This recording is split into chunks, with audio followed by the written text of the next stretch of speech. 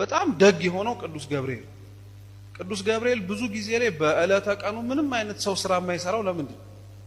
ስለሚወደው እንዳትሉ በደንብ አድርጎ ምን ስለሚያደርገው ስለሚፈራው ነው።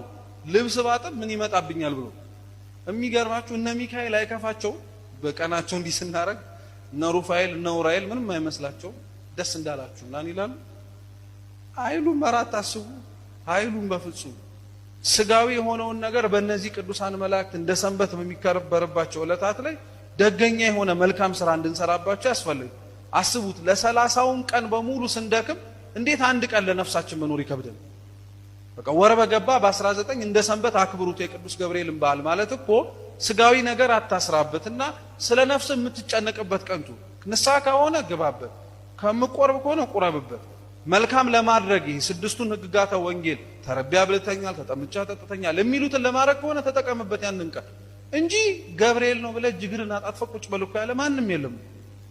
እየሰማችሁ ነው? መልካም የሆነ ስራ መስራት አለብን። አለበለዚያ ልክ ፍሬ እያፈራ ነገር ግን እሾህ እንደሚያንቀው ነው የምንሆነው። መልካም የሆኑ ፍሬዎች። ስለዚህ እግዚአብሔርን መፍራት ማለት የሆነ ነገር ያደርግብኛል ብሎ መሳቀቅ አይደለም።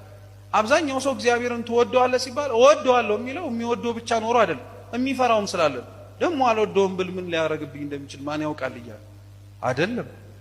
እግዚአብሔርን መፍራት ማለት ኃጢአትን እሱ እወደዋለሁ ብሎ ማረግ ልትሆነኝ እኔን ልትረዳ የእሳቱ ወላፈን ኃይሉ ቀዘቀዘ።